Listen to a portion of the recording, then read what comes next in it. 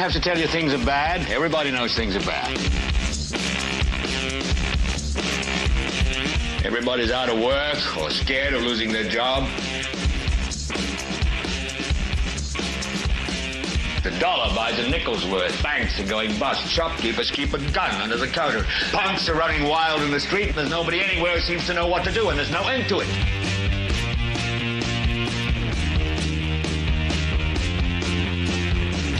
The air is unfit to breathe, and our food is unfit to eat. And we sit watching our TVs while some local newscaster tells us that today we had 15 homicides and 63 violent crimes, as if that's the way it's supposed to be. We know things are bad, worse than bad. It's like everything everywhere is going crazy, so we don't go out anymore.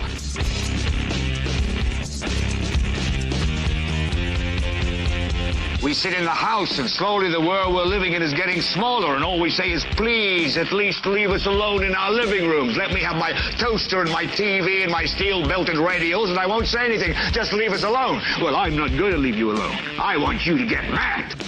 I don't want you to protest. I don't want you to riot. I don't want you to write to your congressman because I wouldn't know what to tell you to write. I don't know what to do about the depression and the inflation and the Russians and the crime in the street. All I know is that first, you've got to get mad. You've got to say, I'm a human being. God damn it. My life has value. So, I want you to get up now. I want all of you to get up out of your chairs. I want you to get up right now and go to the window, open it, and stick your head out and yell, I'm as mad as hell, and I'm not going to take this anymore.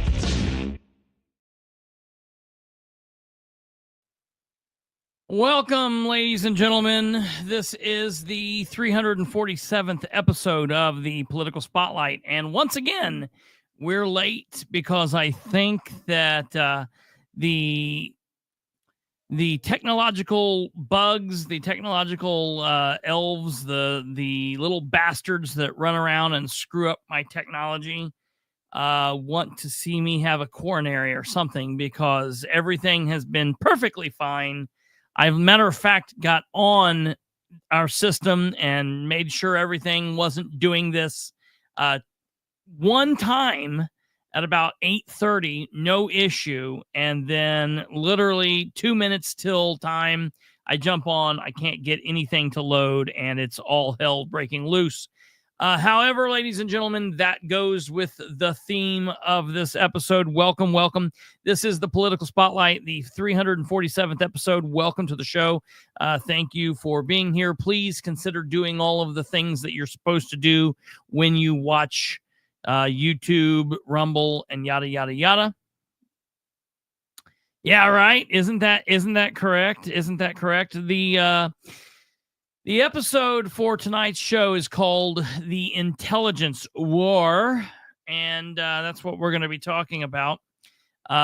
So if you could like the show, do all of that stuff. Did you put that thing up? I don't know if you put that thing up or not. I don't even know where it's at. I can't get anything to work, so I'm not messing with any of that shit. So do that stuff, or don't. Either one, that's fine. Hey, we're going to do things a little bit more, a little bit different tonight, just because I don't know how long everything's going to go. I don't know exactly what we're doing. This is going to be one of those shows where I kind of just start. And when we start, we're going to start, and it's going to be just a blinding train.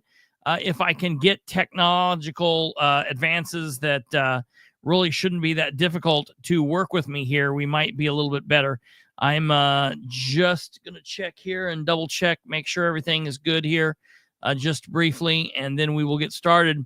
I want to let everybody know I did make some contact with a couple of the folks I said I was going to contact from last night's show. I did reach out and talk to some people on the local level in Newcastle.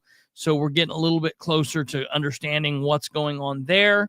I also am still trying to find out exactly what's going on with the contract employment of Dustin Clark in the city of Muncie.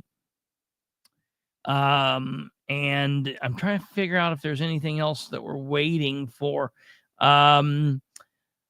Governor Braun did announce, Governor-elect Braun, rather, did announce another named cabinet person. However, it was not book out, so it was not of any major importance to make a big showing of it tonight. So we'll just go from there. So I will keep following that. I will keep posting that. If you want to follow those releases, I try to get everything that I can get on Facebook, but I am posting them religiously on X. So if you want the up-to-date, most accurate information about what's going on with Governor-elect Braun and who he's naming, then you're going to want to follow my Twitter or X account, whatever you choose to call it. So you'll want to follow us there, and it's real easy. There, it's just Bilbrey Live, at Bilbrey Live.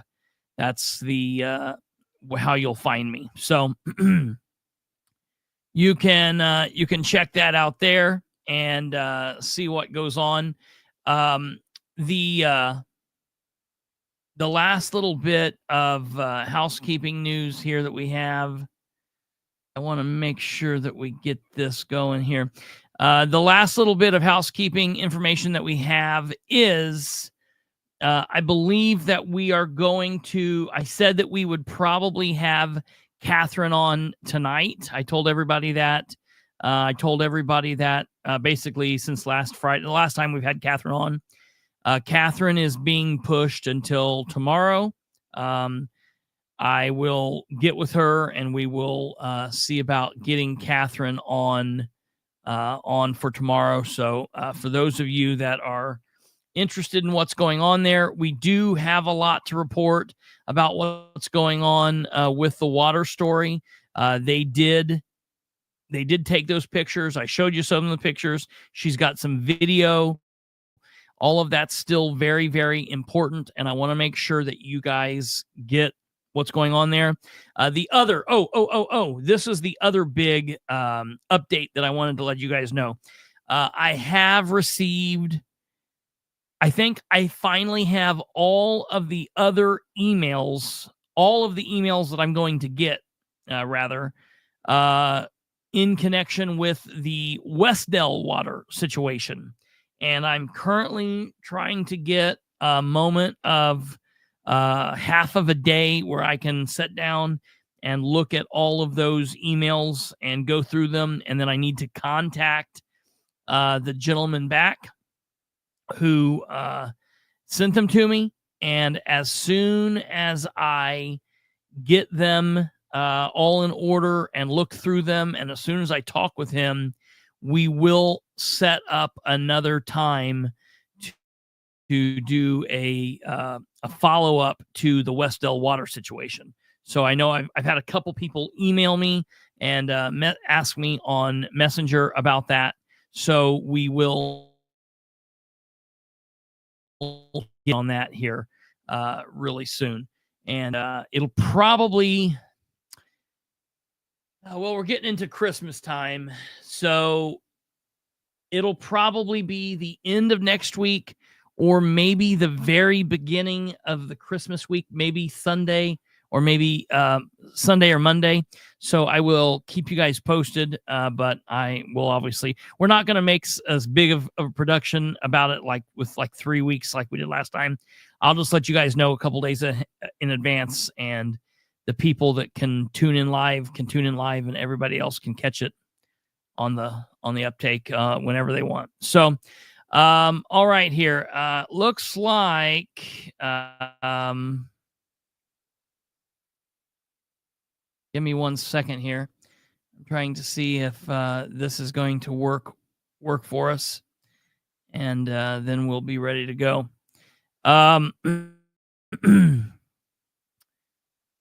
Obviously, a lot more information has been coming out, reference the A lot more information's been coming out since we got off the show last night about the situation with Luigi Mangione. I think that's what I was going to say, Mangione, but I think everybody in the media is pretty much sticking with his name being Luigi Mangione.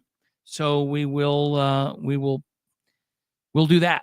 And as we were getting off last night, as the show was wrapping up, the Manhattan District Attorney did finally charge him with murder. See, from the time that he was arrested yesterday, and then at some point in the day yesterday, they charged him in Pennsylvania with a couple different charges there relating to having the whatever gun he had on him.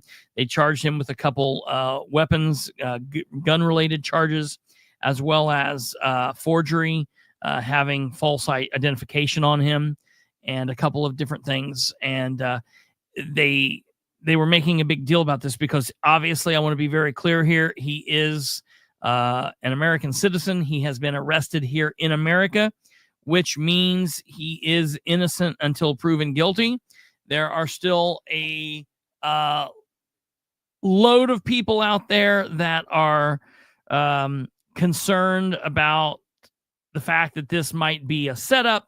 This guy's eyebrows don't look like the eyebrows in the grainy video. And the one thing that I have to say about this is, over the years, I'm not like a video AV buff. You know what I mean? All of this stuff I do here with the podcast, it's all basically learning as I go. I'm not some big video, audio geek. You know, that's just was never my shtick. Okay. That said, I have looked at a lot of video surveillance, different types of video that people will have in the course of my job as a law enforcement officer. And I've looked at all types of different good video, bad video that was not digital, I guess analog video, digital video. And the one thing that I can tell you is you cannot get too caught up about color of certain objects. I know there's a lot of people that are going crazy about the color of his book bag straps. They're saying in one picture, the book bag straps look light, like the whole rest of the bag. And in some videos, they look black. You have to understand that what people are comparing are videos with different lights, different types of magnification on the video, and shadows, and all of that play a lot of different tricks. So there have been times that I've looked at a surveillance video and I have just been absolutely assured that the suspect was wearing like a blue type of pants, but in fact they were either really dark black or they were even tan, or sometimes that I can think about the time that I looked at the video shooting of the video of the less lethal shooting in the Henry County Jail, where Sproles had the beanbag shotgun and shot the inmate. And one of the things that he always would give me a hard time about is I said that he was in his SWAT outfit. Well, the main reason I was saying this is because the fool came in with his helmet on. He was wearing a helmet. Literally no reason that he needed a helmet on. But he was wearing, he always wears really tight clothing. So he's wearing these really tight trousers. And as far as being an eyewitness, hell, I've watched that so many times, I can't even recall it now. I believe that they were tan pants and like a blue shirt. And I thought that might have been like something that his SWAT guys wore before they loaded up the gear. But it turns out that it was just like his dress attire. He was wearing some dress attire and he was like, "Oh, I was in my SWAT gear, huh?" And it turns out that he wasn't in any type of SWAT gear or entrance gear, raid gear. It was just that the idiot had a helmet on. So he was like, "I got you." And I'm like, "No, dude, you could have been naked. You still had the shotgun in your hand and you were still shooting an inmate from 4 inches away. Like, you know, that's probably the bigger issue here. The fact that you're missing that is nuts." Okay, so I've got this pulled up here finally, and it looks like it might start working. So I'm going to go ahead and share this. Yeah, there we go.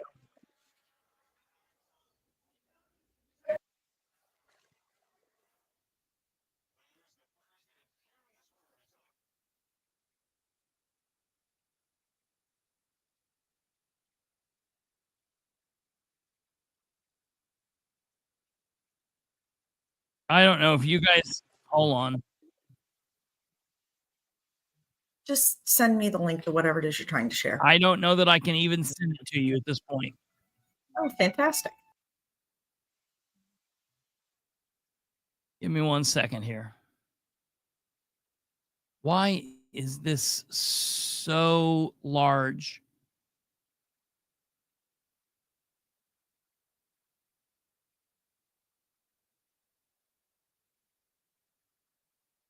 Oh, man, I was already in a really bad mood before I started this, folks. And it's just getting worse and worse and worse and worse.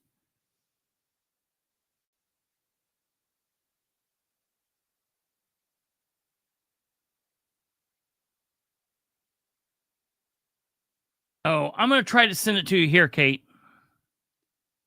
And see if you can play this. I sent it to you in the group.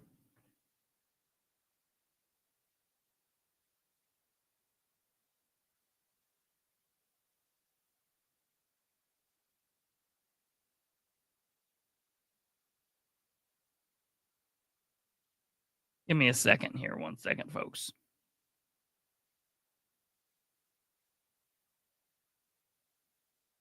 Give me 1 second here.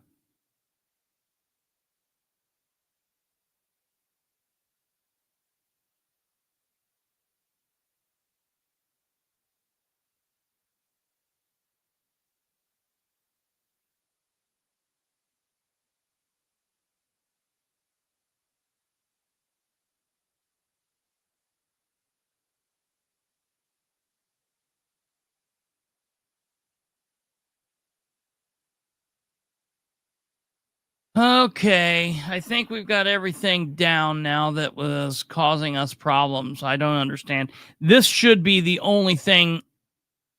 Damn it. This should be the only thing that I need to play, so I don't think I'll have to send you anything else. I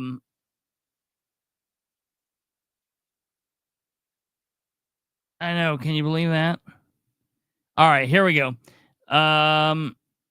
That's exactly what I was doing. Okay. I don't know why that's so large. Is it large on your side too?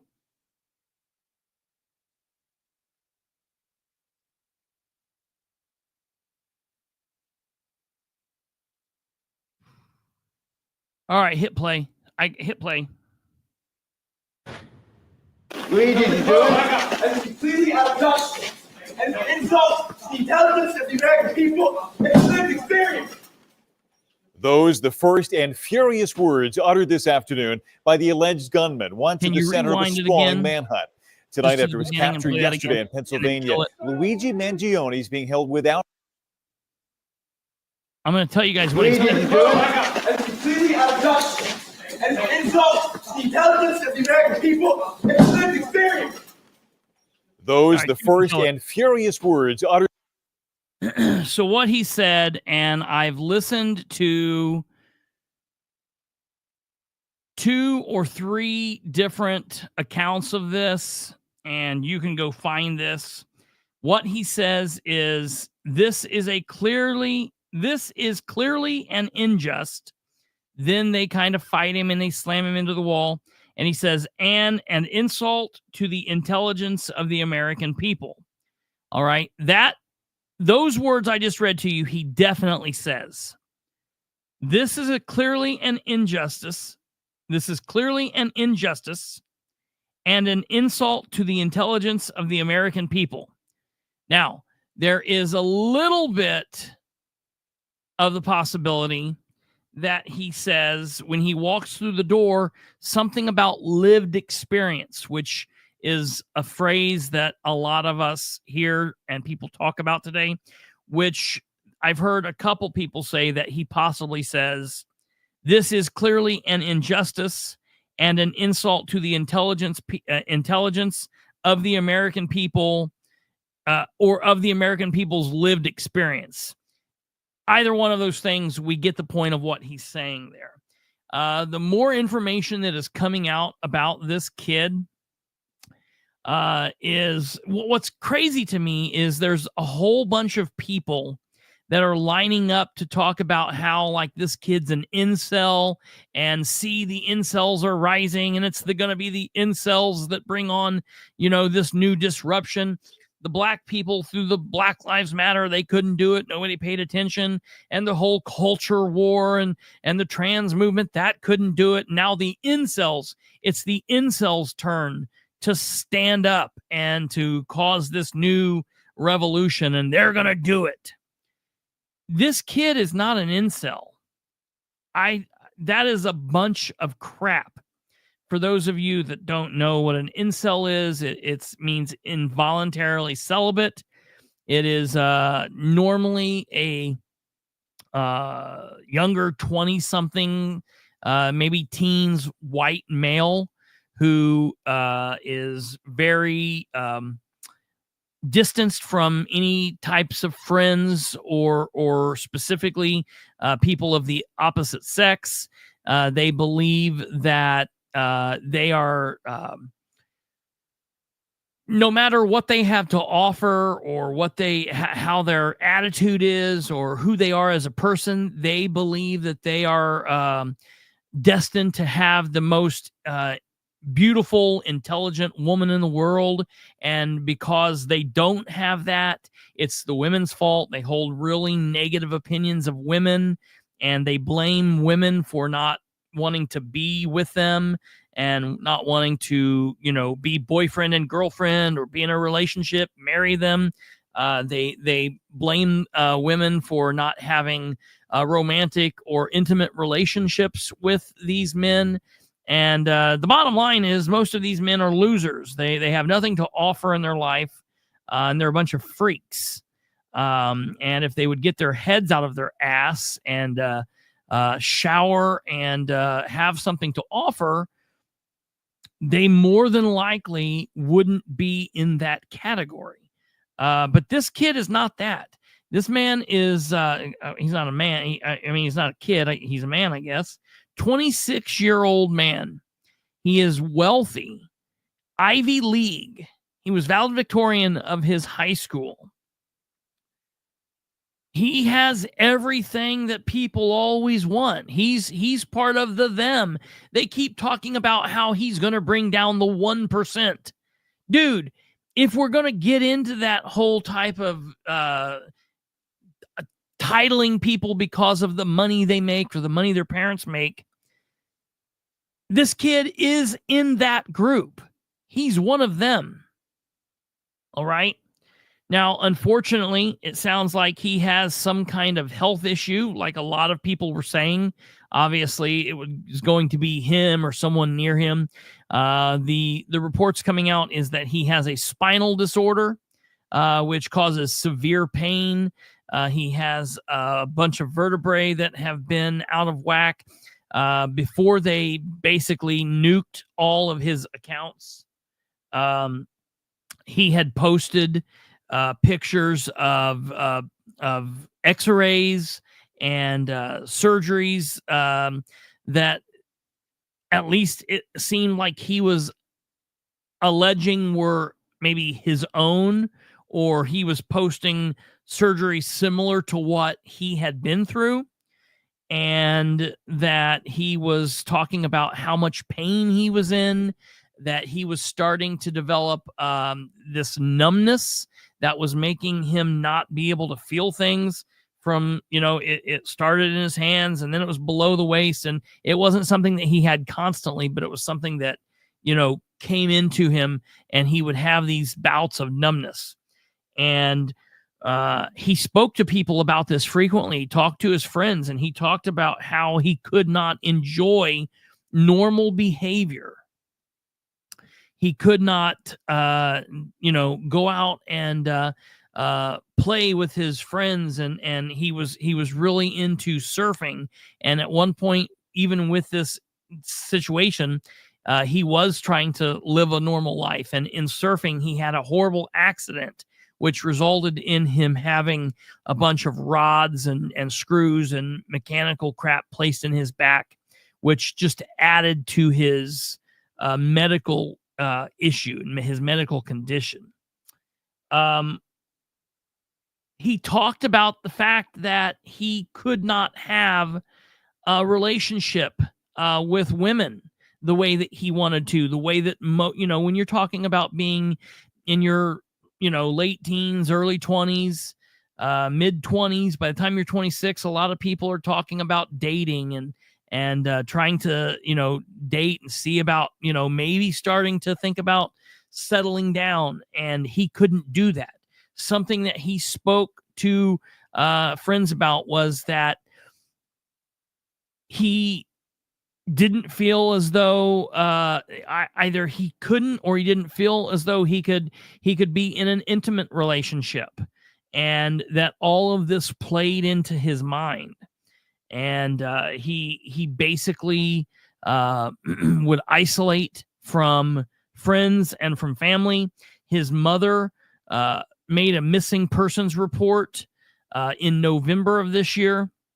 Several of his friends had reached out to his X account, which is now deleted, but there's a lot of people that have pictures, and it's out there if you want to see it. Folks had contacted him and said things like, "Hey, we don't know where you are. Hope you're doing okay. We miss you." And so it was something that people realized, that he was self-isolating, and so I guess it was almost like he was, it was like a voluntary, I guess maybe he was not an incel, not involuntarily celibate, but he's like voluntary. I don't know what you'd call that. But then he began this worship of Ted Kaczynski. Thank you. He developed this worship of Ted Kaczynski, and he became you're hearing a lot of people say that he became radicalized through pain. And this is a story that everybody's pushing.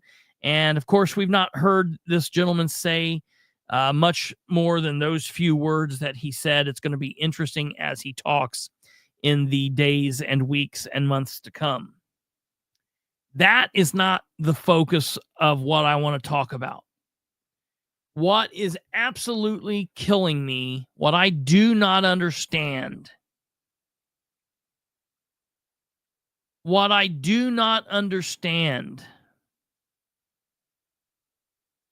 is the people that are worshiping this kid. The people that are coming out in support. And I'm talking about people that are all over America and beyond. I'm talking about personal close friends. Okay. That are saying that they're rooting for this guy. They look at him now. I've heard people talking about him being a sex symbol, and people talking about him being a Robin Hood character. This is completely insane to me. there was a a Twitter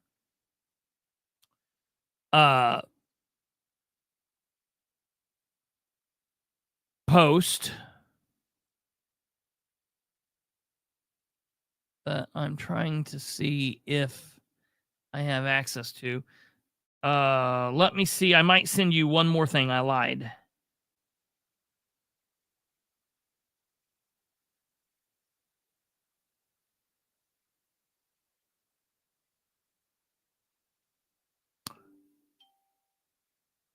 Okay. I know who. Oh, it wasn't on. Okay, can you do me a favor, Kate? This is probably. Can you on Facebook go to a Facebook group called Keep Tulsa? Repeat that. Keep, Keep. Okay, Keep Tulsa. Yep. And it's short for Keep Tulsa Shitty. It's like a mock page, like a City of Munis page. Community organizations. This is satire. We are hypocrites. Go screw. Yeah, that's it. Okay. Can you go down until you see the Keep Tulsa post where they got a picture of him standing in front of a lighting of a Christmas tree?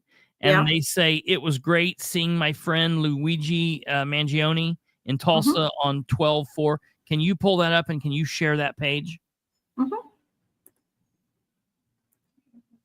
Sure can.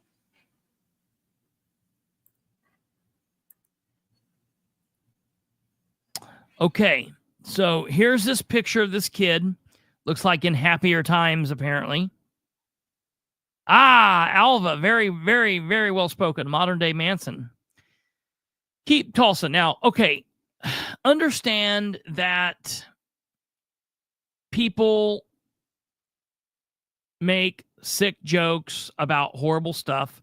I have a very dark sense of humor, and I get where go back up real quick to the post where it says, okay, so this is what Keep Tulsa wrote a day ago.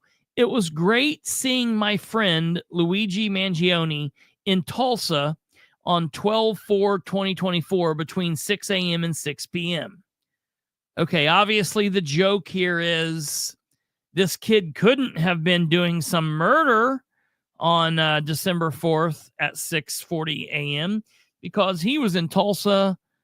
What is it, Tulsa, Oklahoma? I think that's it, Tulsa, Oklahoma, on December 4th. Okay, I get they're making a joke. It's like the joke. I was talking to my grandparents about this the other day. It's like the joke back before George Harrison of the Beatles died from cancer. And the joke always was, how do you get a Beatles reunion? 3 more bullets, you know? Poor taste, but it is what it is. All right, so I get people making this joke. Comedians, satirists, whatever. I'm okay with that level of nonsense. It might not be your taste of comedy. You know, it's stupid. I mean, you know, I like a little bit different type of dark humor, but I get it. Okay, whatever. Thumb down through here if you can some of these comments.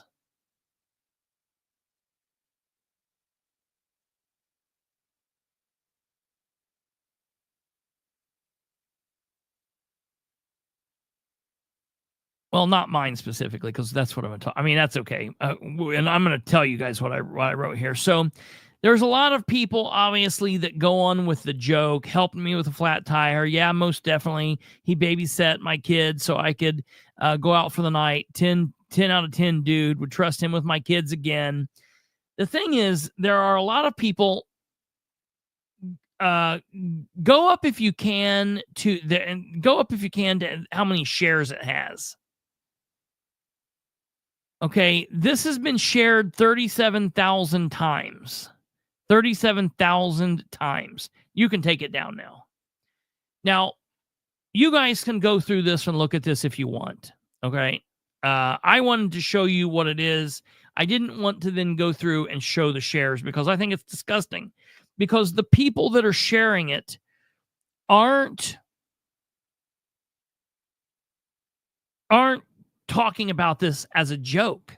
It would be sick, and I could see people being upset because obviously we have a human that's lost their life, but I could see people saying, man, this is too crazy with me. I've got to laugh or I'm going to cry kind of thing, and playing along with the joke. That's not what they're doing. They are sharing this, and the shares are saying like, this guy is my hero. This guy's going to get away with it. This guy's great, and that shit is insane to me. Absolutely insane. I fully get that there is an issue with insurance and the healthcare cost and everything that's going on. We talked last night about the cancer medicine that my dad had. That was like, $835 a pill or some shit. That's obscene, out of control.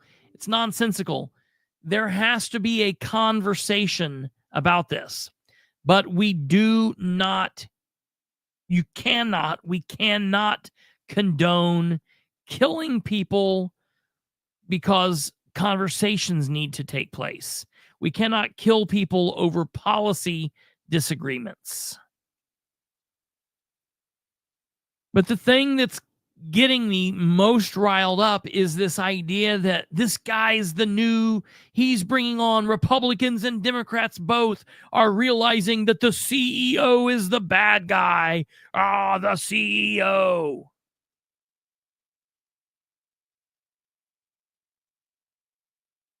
That guy, the CEO, he didn't do whatever specifically wronged that kid. There's some insurance agent or some adjuster, somebody out there that did this. That specific guy, the fact that they think that this is going to cause any big awakening and that it's going to bring down the system, this is not going to do anything. The only thing that this did was it brought down the system for that guy's kids and his family. That's all it did. It wrecked their world. It's not going to wreck the world of insurance and healthcare and American policy on healthcare and insurance. That's insane. That's not how you do this. But these people that see this as somehow being this amazing, great new class war that Luigi Mangione has led the charge on. This is not a class war. This is not about being a class war, nor was it about the culture war before this, nor was it about the race war before that, or the political war. This is an intellectual war. People who have the baseline level of common sense of knowing you cannot go and shoot a man in the back of the head because he's a millionaire or a billionaire. That's sick. It's stupid. What really kills me, and it's absolutely shocking to me, is in one of the threads,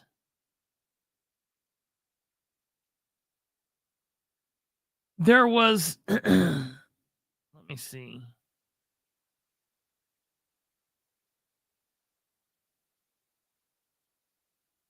Okay, yeah, here. Let me show you this.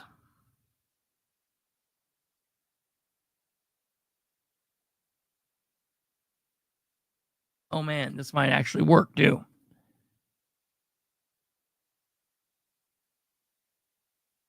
Okay, here we go. We're going to try it.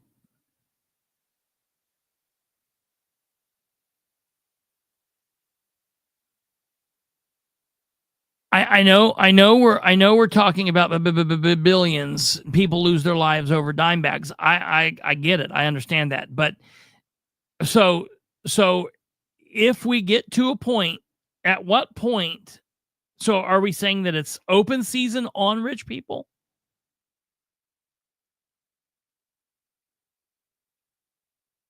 So because someone, I want to make sure that that's what we're saying, Tweety Bird, because he makes policies for processing claims, that man deserved to die.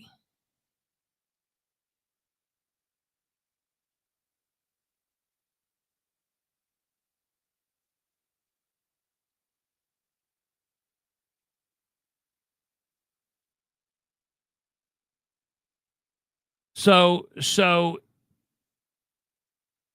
we get,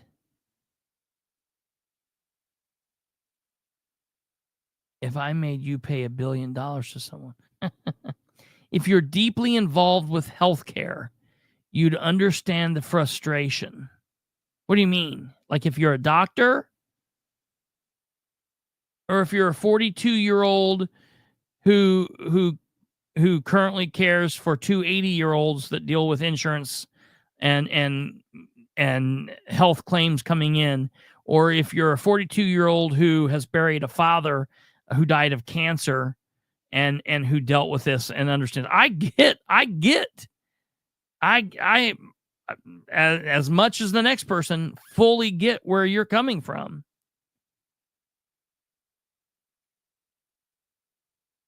Why do insurance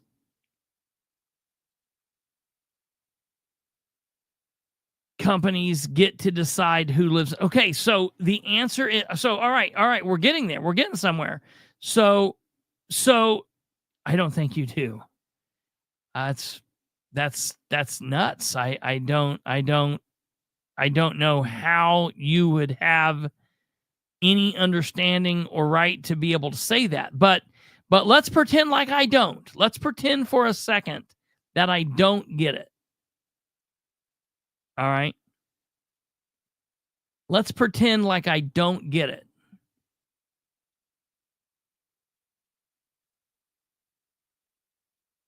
Do we say, Christopher Bilbrey doesn't get it, this man deserved to die? I want to see you type that. I want you to type that. He deserved to be shot in the leg and then shot in the abdomen or shot in the head. I don't even know where they shot the guy at. Is that what we're saying? Like, I don't that is why what?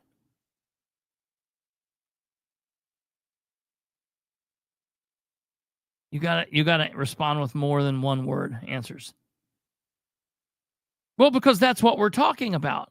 I'm not talking about this specific kid or this specific instance. I'm talking about the thought that we get because that's not what these people are saying. Let me tell you the post I saw today. The post I saw today said Elon Musk is next. So do we just get to kill insurance CEOs, or do we get to kill all CEOs? My dad owned a company. Should I have smothered him?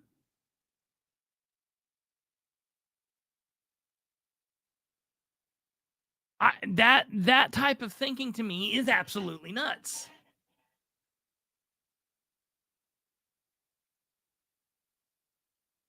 Why are we giving in? Who's talking about giving them a pass?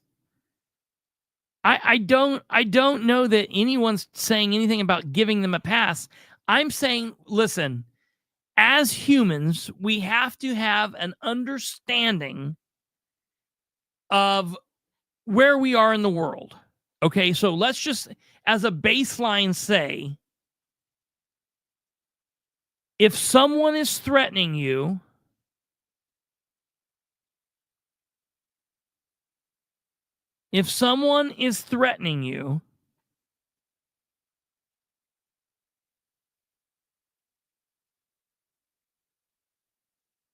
and they have a gun and you have a gun, I'm okay with you protecting yourself. And if that protection means that you have to take a life, that's a horrible situation that someone else's responsibility, someone else's actions put you in, and you were okay. All right, let's talk about if someone says you can't say a word, if someone censors you, do we get to kill somebody for that? If somebody makes $1 million, do we get to kill that person? What about 100 million? What if they're a billionaire? Does Paul McCartney have to be killed because he was the first billionaire musician?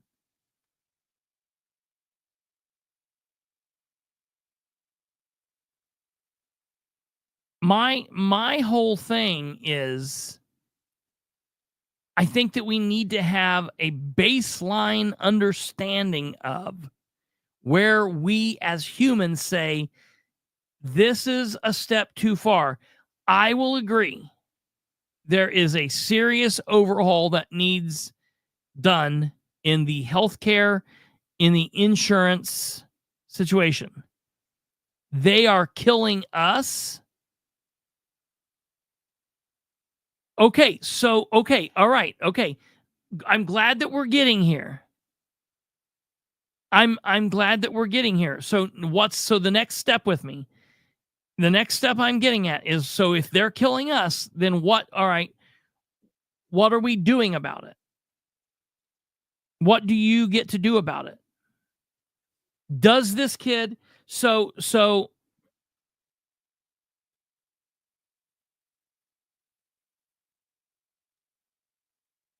if you have a general who made a decision to go to war,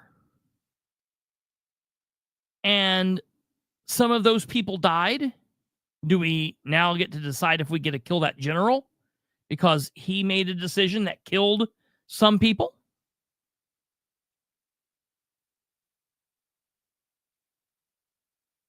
That's what this lady was talking about here. I think this lady kind of saw things like I saw it. Alva said, what? LOL. Well, if the test is they're killing us, so we get to kill them. So anyone that, because I don't look at it as though they're killing us.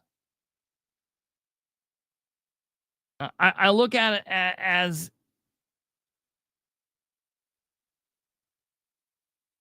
there have been people that have died, and there have been people that have had serious situations occur because of horrible situations, horrible specific situations, case by case scenario where a situation has occurred and a person has been denied treatment or whatever, and that has been a horrible situation.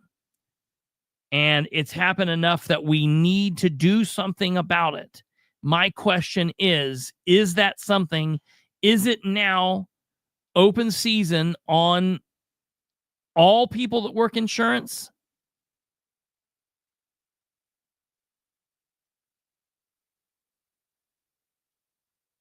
So, okay, so what my question, my question then to you, Tweety Bird, is, do we then, so you're okaying what this kid did? It's okay. We applaud this kid's actions.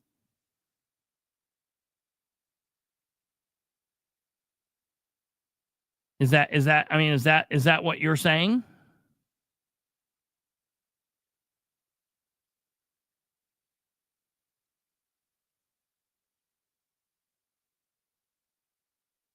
Oh, damn it.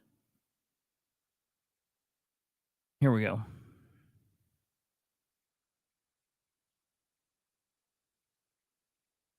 Tab. See, but we're talking about, all right, so cool. Answer my question one time, please, because I've never got you to answer my question on any question ever. And I would like to know, does this mean we now get to kill these people? This lady says, Ja Man says, the comments in this thread are shocking. Humanity is lost. That's her opinion. She, I think, agrees with me. Hector says, Ja Man, I don't think you understand how much I hate you and everything you believe in. So now my question is, if I disagree with the stance that this guy should have been hurt and taken away from his family and killed for the rest of forever, am I on his side? Do you get to hurt me? No, he shouldn't have been shot, but I'm trying to get you to understand the sentiment behind the citizens. What about the citizens that don't agree with you?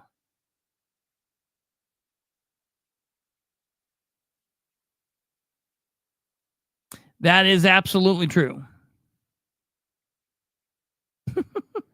Alva. When insurance companies took control of medicine over the healthcare providers, it ruined medicine here in our country. Listen, I didn't even think, and maybe she wouldn't want to talk about this, but I would like to hear Catherine's input on this. That would be interesting, and maybe it's too close to what she does, and you know, I'm not specifically saying that she needs to talk about it, but I think that she has an interesting. You did, but you did just now. It's now 52 minutes into the show. Oh, this is going to be interesting because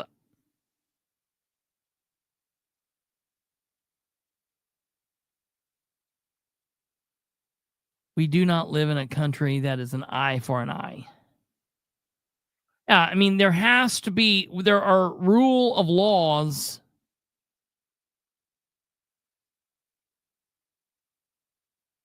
There's the rule of law. There are the code of conduct between us that divides us between the humans and the animals.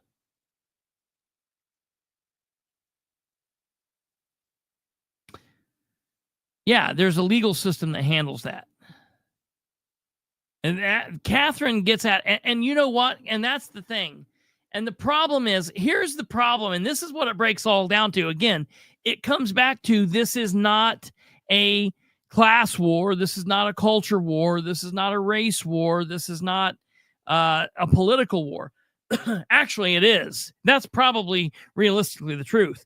Honestly, it's an intelligence war. It's first of all dividing the people, getting the people divided and finding out where the line is of the people who say, yeah, we should kill rich people. We should kill rich people because they're rich, because they sit at the head of a corporation that has to make decisions. You know, listen, I get it. But what Catherine is saying is what I truly believe. There is a way to handle this, but people are too damn lazy to do it the right way.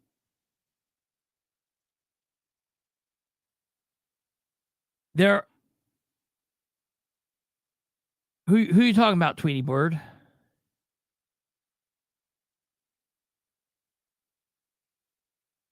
You're against abortion, yet let corporate America decide who lives and dies. That's a really, I mean, that there's a lot of,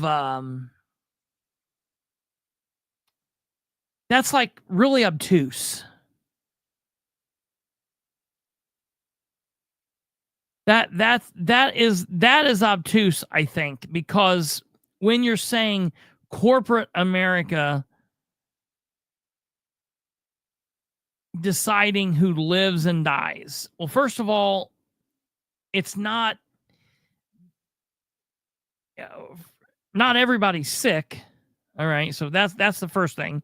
you know, some people are go through life and are not sick, or they're blessed with good health. Thank the Lord. So it's not every single person, but the people that you're talking about, they need to be dealt with. But I think what Katherine is saying is right. The problem is citizens need to be more engaged.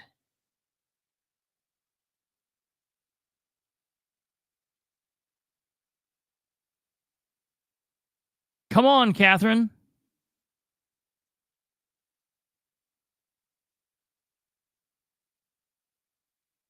This went completely sideways from what I was originally going to do, but I got all flabbergasted because of the technological issues. I don't know. Ask Tweety Bird.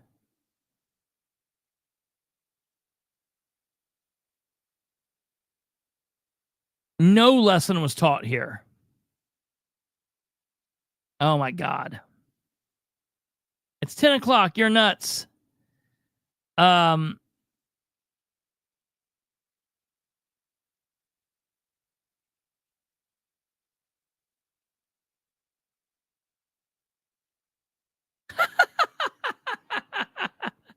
Katherine. Oh, I'm sitting here doing. Wait a minute. You're sitting there doing charts, or you're in bed in your pajamas?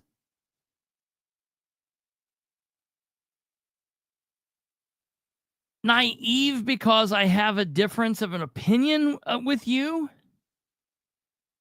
That's nuts. And she was sleeping.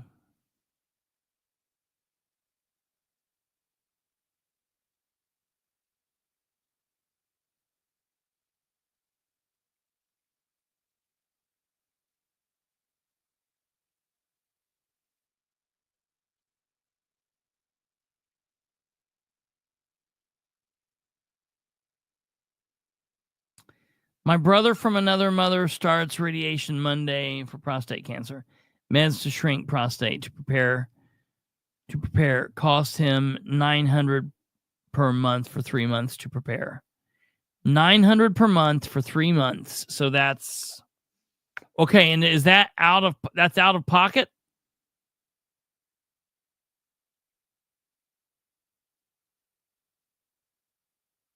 This is absolutely. I believe this, Karen. I believe that there is no trust in the government. Let me tell you, there's no trust in the media. We have no clue if this kid pulled the trigger, didn't pull the trigger. Are his eyebrows real or his eyebrows fake? Is it the same kid? Is it not the real kid? Is it the media telling us that? Well, if it's the media, we don't believe it. If it's the government telling us, well, it's the government, we don't believe it. There's currently a fight right now going on between the FBI and the New York City Police Department. Big surprise there. The New York City Police Department saying that it's one type of a gun. I don't know why they're releasing that information. The FBI isn't saying that. The FBI is saying that now we've got police in Pennsylvania saying they picked him up with a ghost gun. That now differs from what New York has said. And the FBI has put out, because the FBI hasn't put out information about a gun. So there's no gun information from the FBI. New York says it's a B&T Station 6. I don't know why they would say that. That's a weird ass gun for them to say it was to begin with. Now,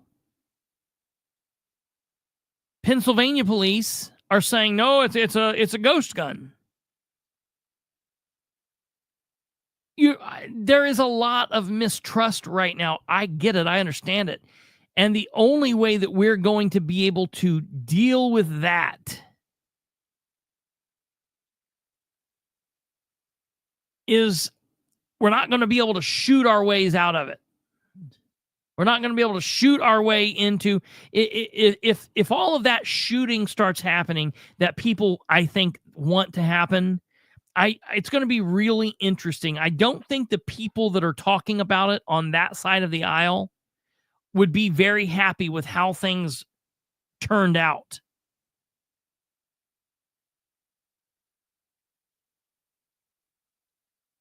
Tweety Bird, what you're saying is crazy. So you're saying that the only way a person can have an opinion on this is if they quit what they're doing right now, go back to school, become a nurse, become a doctor, and work in the medical field for the next 20 years. Then they can finally have an opinion. Uh-oh. Catherine's here. What is he doing, Alva, to deal with this? Wait, real quick. Jackie says, AI overview, thou shalt not kill, is the 6th commandment in the Bible, and it means to respect human life and value the lives of others. It is more accurately translated as thou shalt not murder. The commandment emphasizes that life is sacred and that only God has the right to give and take life. It can be interpreted as a few ways. Unlawful and forbidden, it refers to any unlawful or forbidden ending of a life, whether intentional or accidental. Accidental murder, it applies to accident. I don't know where the rest of her comment went. It probably cut off because you can only put so many on words in the thing. But you know what, Stumblefoot? I just want you to know, thank God I'm a nurse practitioner, so you can trust me. See, I didn't even have lipstick on. I was in bed. Oh, no, this is perfect. This is great. It's funny because, take it away. Like in our office, we offer 40% discount for cash payers because we want to make sure that there's affordable health care for everybody in our community. I mean, I've been known if we've got indigent kids who are just really wanting to play sports, I'll do their sports physicals for free. I mean, there's a reason why we're so busy in LaPel, and it's because we're in it for the right reasons. Of course, that's why we're called Right Family Practice. But, you know, how I want to start this off is, and this is what I've taught my kids. 2 wrongs never make a right. Ding, ding, ding. They just don't. I mean, I just, you know, what has happened here in this situation, I understand his frustration. Believe me, I'm on the phone. Literally, I have a gentleman who I need a medicine called Repatha. And it's, you know, he's got terrible cholesterol. He can't tolerate the statins. Cholesterol clogs the arteries, all those good things. So literally on the phone doing a peer-to-peer with the insurance company. And the insurance company says to me, has he had a cardiac event? No. But he's going to have one with these numbers. I'm telling you, he's going to have one. I thought that you were saying like he had. Wait, I think he is right now. Yeah, okay, yeah, he has. So then he says, well, until he has a cardiac event, there's nothing we can do. We're not going to authorize this medicine because it's so expensive. So I said, so you understand that his first cardiac event could be his last cardiac event. And they go, yep. Sometimes that happens. So my response was, great. They said, yes, sometimes that happens. Yeah. I said, great. Give me your name because I'm going to write your name here in my chart. And when this happens and I get sued, I am going to give them all these documents and your name to say, don't sue me. Sue that person over there. Mm-hmm. Now, I want to put a twist on all of this. Okay. And, and I just had a conversation with a patient the other day. The only difference between me and those patients is that I spent a little more time in the library than they did in their 20s or 30s. Sure. I mean, we give up a lot of time of our young adulthood to study. And so as I'm looking through all of this stuff, here's a flip side. We had a family practice doctor who took care of a gentleman for 40 years. And because the doctor, and this gentleman smoked for 40 years, got lung cancer and died, the family sued the doctor because not at one time did the doctor put in the note, if he does not quit smoking, he could die from this. Therefore, the family won $1 million lawsuit. What happens to that physician's malpractice? Now, I don't know. I mean, clearly it says on there, if you smoke, you could die. So these are the real things that it's not just one way or the other. I mean, there was another case that, it was a busy practice. A gentleman had missed his appointment quite a few times. He'd taken care of this gentleman. The gentleman says, I'm not going to take my blood pressure medicine. So the physician decides, fine, you're not going to take it. I'm not sending in any of your blood pressure medicines because you're not going to do it anyways. Guy's like, yeah, I'm not going to go get it. The guy had a heart attack and died a week later. The family came back and sued and they won. Why did they win? Because it should have been left up to the patient. Had he sent the medicine to the pharmacy, if he would have sent it in, chose not to pick it up, yeah, then that's the patient's. But the fact that the doctor made this decision because the patient says, well, I'm not going to go anyways, so don't send it. Well, we don't care about that part. You should have sent it. So a lot of times, like when you read my charts, literally I will put in there, if the patient is not smoking, they will die of a fatal heart attack or something. This will kill them. I mean, my charts are very blunt now. If I think you need blood pressure medicine and you tell me you're not going to take your blood pressure or cholesterol medicine, guess what? It's still going over the pharmacy. Whether you pick it up or not, that's up to you. Sure. So, it's a two-way street all the way around. Should we all have affordable health care? Absolutely. If you saw what I see in my office, this Obamacare was an Obama mess. Yep.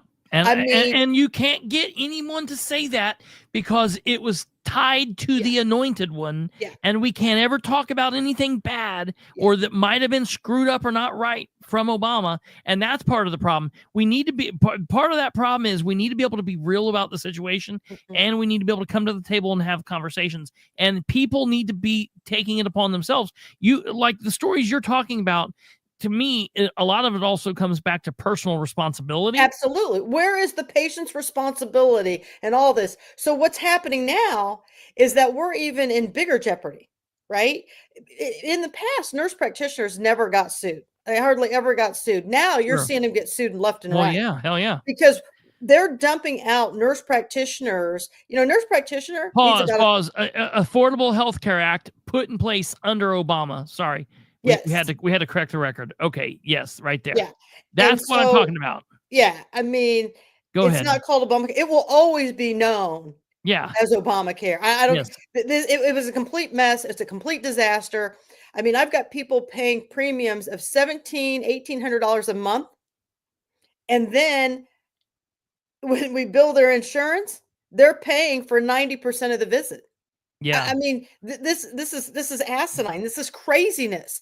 And then, don't carry the insurance because say that an office visit for me is $99.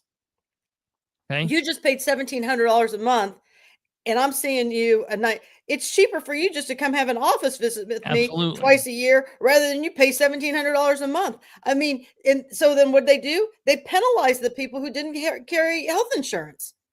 Well, I don't know. People are having to decide, do I carry health insurance or do I put food on my table? I mean, do I put shoes on my feet or do I pay the heat or do I pay insurance so I don't get dinged on my taxes? I don't know. It's craziness and it should not be this stressful for the people. We have great medicines in this country. And I'm telling you, I say this to my drug reps who show up every day. Great. You're the cutting edge. This is wonderful, but nobody can afford your medicines. Yeah. So what's it matter that you guys can come out with all this great grand stuff and nobody can afford it? It makes no sense. I no longer get to really practice medicine. Oh, yeah. Right. Right. What I get to do is I get to sit here and say, yes, I see you. Yes, this is what's best for you.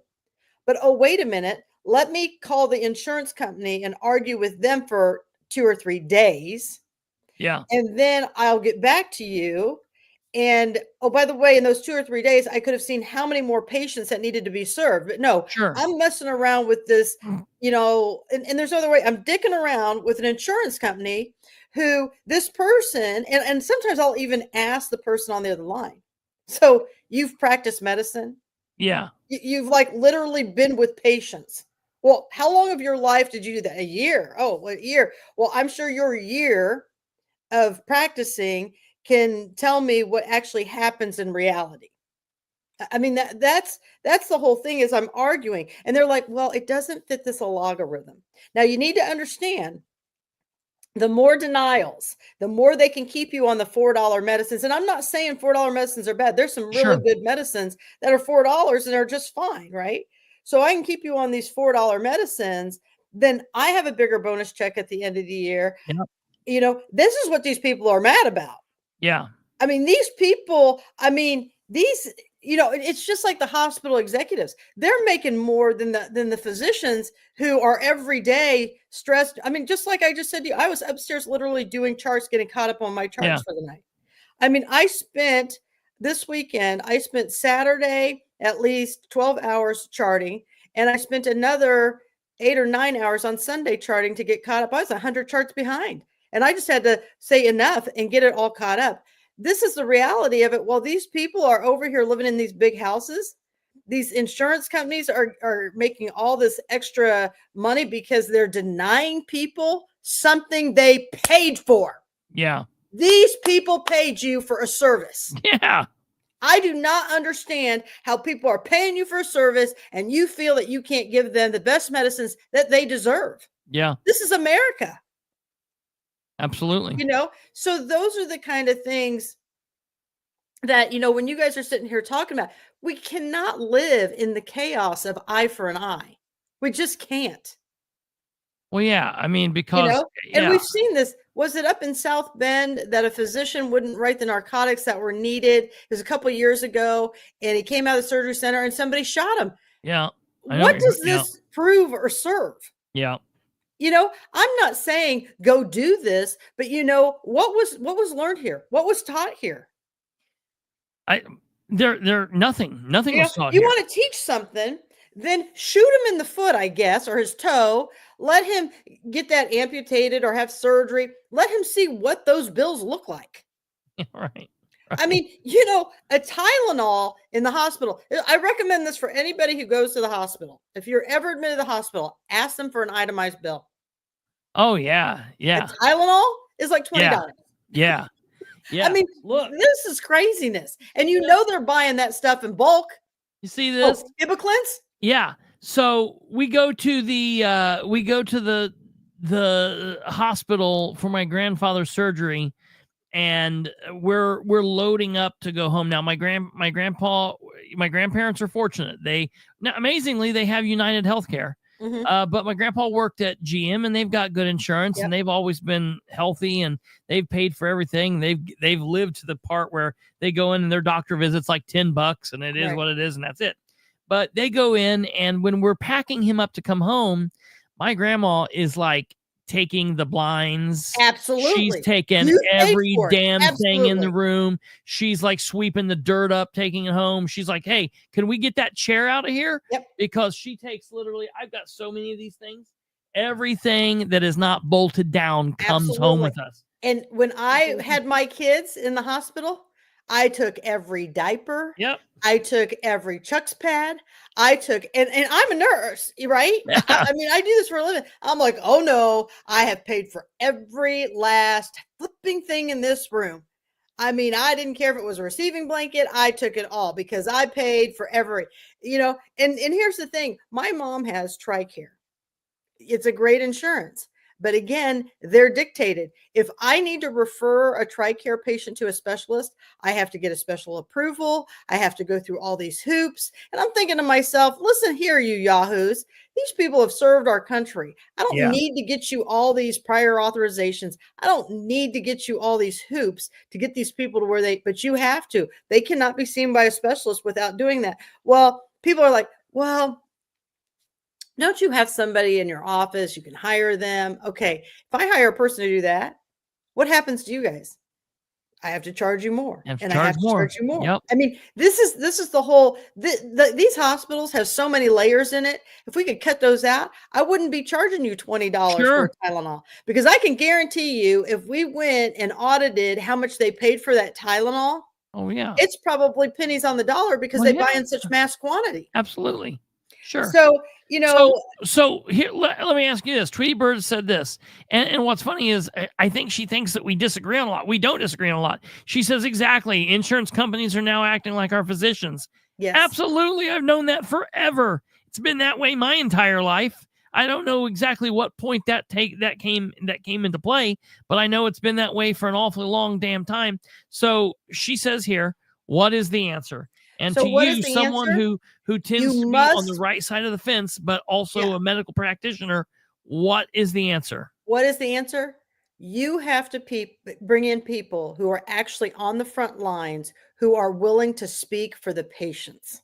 Yes. That is what you have to do at the end of the day. And that's what's not happening. And it's the same thing at these county council meetings. Yes. It's to say you have to allow the people to speak. There Yes. has to be spokespeople. There has to be uncomfortable conversations Yes. in order to resolve this. And just like I would say in Madison County, you people don't think we need a morgue because you don't think any of your loved ones are ever going to go into something like that, Yep. right? Because only the low life people would have to go to the morgue. Yep.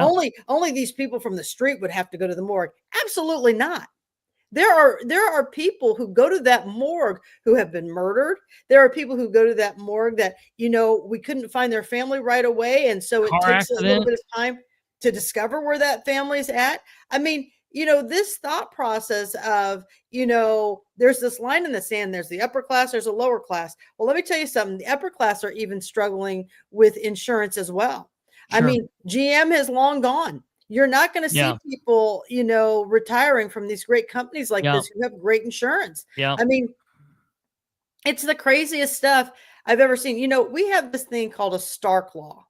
And, you cannot refer to people within your practice. So if I have, dermatology, cardiology, I can't refer, just like networks are not supposed to refer solely to the people in their network. It's a Stark law violation, but everybody's afraid to challenge it. But you'll get comments all the time. Hey, you have to only refer to the people in our network. You can't refer outside of our network. Well, here's a newsflash. I refer to the person who best fits my patient's personality. Yes. I mean, and that's a very important key to getting your patients healthy. Sure. So I'm not network loyal. I'm patient loyal. Yes. And until you begin to bring people to the table who are patient loyal, who are not afraid to speak on behalf of your patients. So so Tweety Bird says, who are these people? So in my answer, I want to give you this and you tell me if this is right. I think, Tweety Bird, that it's an issue between having some spineless doctors and nurse practitioners and other people within the medical practice that aren't willing to fight, because where you're saying that you're spending hours and days on the phone, there's a lot of doctors that won't do that. A lot of doctors who are going to say, hey, I'm trying to write this for my patient. The insurance company says no. And the doctor says, yep, they said no. And they go on to the next person. That's not necessarily a problem with the insurance company, where if they were with you, maybe you could have fought for that patient to get. My patients will tell you, you will hear me in the office going off on the phone. Like, not I will all doctors, Tweety Bird, be going off on the phone. We have a small office. And who are these people? How do you fight them? Find them? It's really simple. If they're an independent provider, not with a network, that's probably who you want to engage with. That's probably who needs to be on Capitol Hill. That's probably the people who need to be at the State House. Those are the people you don't need to hear from some network flunky who's only doing it because it's what the CEO wants you to hear. One of my people came to me because I was yelling at one of the facilities, and I'm like, this is not good use of my time. By the time you're done deciding if my person can have this scan, they could be dead. Now, here's a newsflash. Maybe I should send them through the ER where it's already backed up. Yeah. And then they can sit in the ER only so you guys can make more money off of them. And I said, how is that good use and efficiency? What would you do if this were your loved one? So my patients don't generally go to the ER. They come see me and they'll say, I'd rather come see you and die before I go to the emergency room. So I'm already ordering all the tests. Yeah. And I'm like, okay, don't approve this. I'm going to call the ER. I'm going to let the ER know they're headed over there. I've ordered the test, but you obviously feel that your doctors in the emergency room don't have enough work to do. So this is really stupid when it's already full over there. And that's the thing. We're not working together. We're just working to put all these hoops in place because depending on who I'm getting on the line, may not really want to do that prior authorization, may not want to do this. I just had a rep in my office yesterday, and I told her, I said, you need to take yourself over to the pharmacy and figure out why that coupon's not working. She says, well, if your patient would just do this, and if your patient would do this. And I said, you know what? My patient's done their job. They made it to my office to get a prescription. Now you go do your job that you're getting paid too much to do and go figure out why it's not getting covered. That's what I want to hear. And she goes, well, our company doesn't allow us to go in the pharmacies. I said, well, guess what? If you enjoyed your job and you did it for the right reasons, nobody's really ever going to know you're in that pharmacy. Yeah, right. Okay. I don't think the pharmacy is going to call your boss saying you were in their pharmacy. Right. Then she looks at my staff and goes, is she for real? I go, well, you probably shouldn't argue much more with her, because the next thing she's going to say is, don't come back in this office. And she's thrown many of pharmacy reps out the door. Right. But and after they get used to me and they get to know it, I just want what's best for my patients. My patients already feel bad when they walk in the door. My job isn't to make them feel worse and then say, jump through 1,500 hoops. Sure. My job is to get them the best care I can as quickly as I can possibly get them. Sure. So Sure. the answer is that, elected officials have to stop worrying about, well, if I pick somebody who's going to speak out, well, if I do, is this person going to bother somebody? Forget all that, because this could be your mother or someone. Just like when I go to the county meetings and they talk about the health insurance for the county, I go, can I speak? And they're like, no, you definitely don't get to speak. I'm like, no, I want to speak, because like the county insurance is crazy, because I have a lot of patients from the county. Sure. Isn't that incredible? I'm very boisterous, but I still get a lot of people from the county. And I'm telling you, these guys pay crazy amounts in their insurance premiums. And then when I bill them, they literally still are responsible for 90% of the bill because they have such high deductibles. So then they're like, well, I'm just going to go over the network. Okay, go ahead. It's even more over there. I mean, it's not like I'm doing it because it's something I'm doing. It's your contracts that you do with the insurance companies.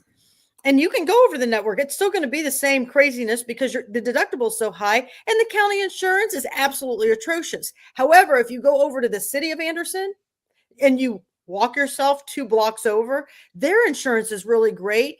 Their premiums are really low, and they're not paying as That's high. what's crazy. Why they can't go over there and talk to them and find out what they're doing differently to help the county? But oh no, they've dug John Richmond. He dug his heels and he knows what's best. And why is that the answer, Tweety Bird? I'll tell you why. Because the person who's doing the insurance premiums for the county is a good friend of his, and so he's getting kickback. Sure. That's what's happening all over the place. Yeah. Okay. Why in Indiana is marijuana not legal? Yeah, right. Does anybody know?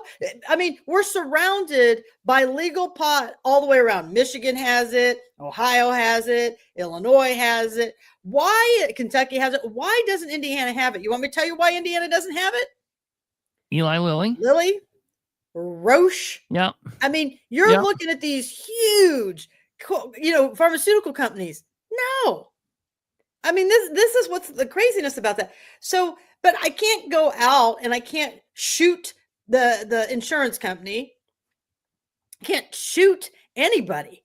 I have to learn to work within what's given to me and find ways around it. And sometimes it does take a large part of my day to get on the phone and argue with these insurance companies. And I do. I tell them. I'll end the conversation. I'll say, I hope. And I'll say, is your mother alive? They'll say, yeah. And I go, well, I hope that your mother never gets sick. Yeah. Because this is the frustration of who I'm taking care of right now is somebody's mother, daughter, child, whatever you want to say. That's what this is. And you really suck at your job. And I literally hang up the phone. Yeah. I mean, and that's the thing. And then I have to get more creative, or I have to keep calling back until I can get a competent person who gets it. Sure. And so, and here's the thing. I will tell you, in my office, sometimes I put it back on the patient. Absolutely. So if I've exhausted it, I'm like, no, you need to go find HR. Yes. When you're feeling better, and you need to tell them what a nightmare this is. I mean, yesterday I had a patient in my office, and, she says she comes in with her mom, and, her mom wants her to be on birth control. She kind of wants to be on birth control. And so I looked at her, I said, so do you want to be on birth control? And she's like, I guess if you say I have to. I said, well, I don't care. You don't have to do it at all. I mean, what do I care? So she's looking at her mom and her mom's looking at her. And I said, well, I wrote for you for birth control. Why didn't you go get it? She says, because I'm very busy. I said, oh, you're very busy. I said, you think you're busy now? You wait till you pop out a kid. You're going to see just how busy you are. Right? So that is the way I practice medicine. There's nothing about me that if I'm going into a room and I'm going to like water it down for somebody. I mean, I put my pants on the same way everybody else does. Yeah. But at the end of the day, I need help sometimes too. And sometimes I have to push back and say, okay, I've exhausted all my resources. You really need this. I need you to call. Yeah. And then together we get it done. And my patients do. My patients they know that I'm in there fighting for them every day.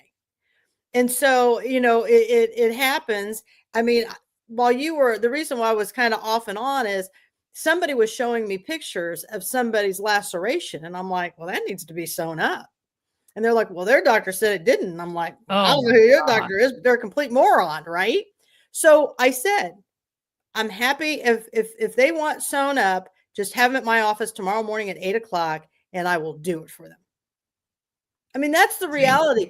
And finding people who still love medicine, finding people who really are truly doing it for the patients. Absolutely. I mean, just like you and Kate, if you guys are ever sick, I'm like, why didn't you call me? Why didn't you ask me? I mean, I'm just a simple phone call away. There's no reason for anybody to be out there who can't get access to health. Yeah. Yeah. What? So let me ask you this, because I mean, this is important as well. Tweety Bird says they hear it all and they don't care. And my thing with that is that's the same thing that we say about politicians going to meetings and talking to the council, going and talking to JD Prescott, going and talking to our state senators and whatnot. We can either say, well, they hear it all and they don't care and they're going to do it their way, so let's just screw it.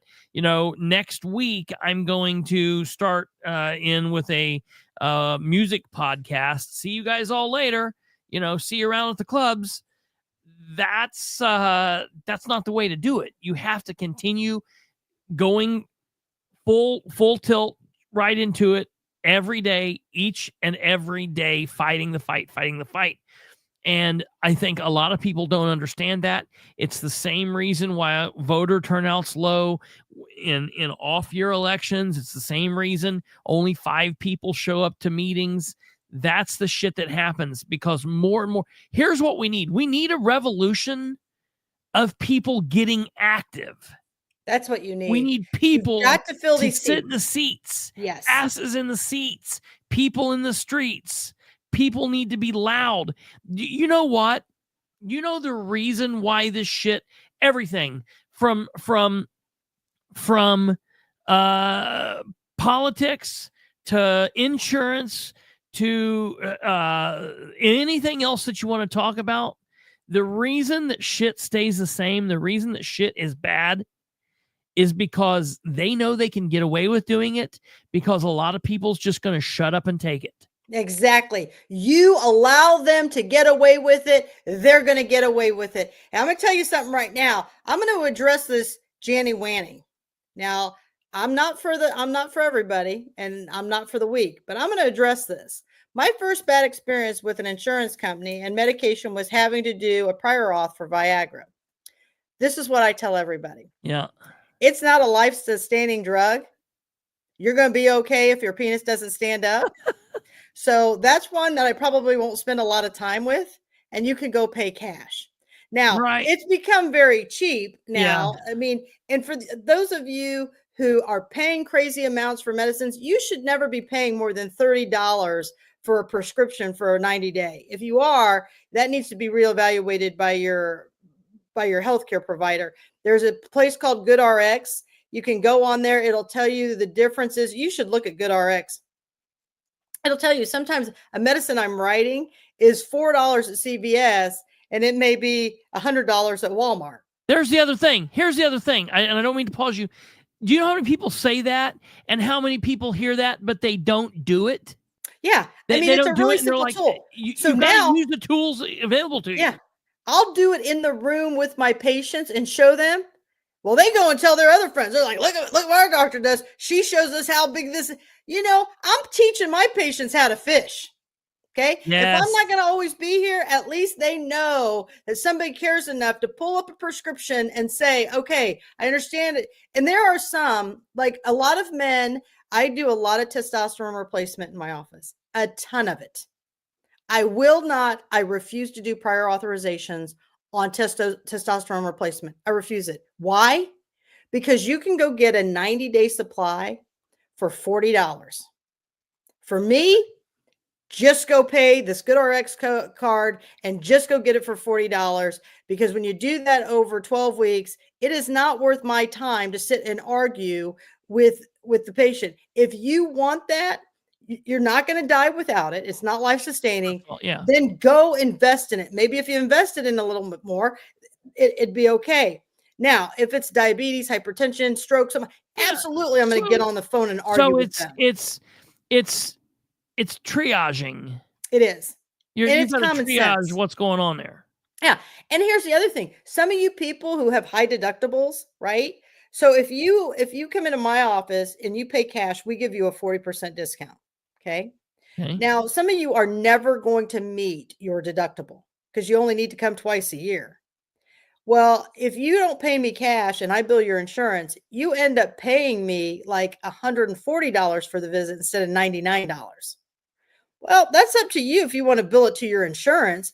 But here's the thing. If you keep the receipt and you end up, something happens and you do meet it, you can turn those receipts where you paid cash in and get reimbursed from it. You're not just out of it forever if you do meet your deductible for some odd reason. Sure. And those are the things we do teach our patients.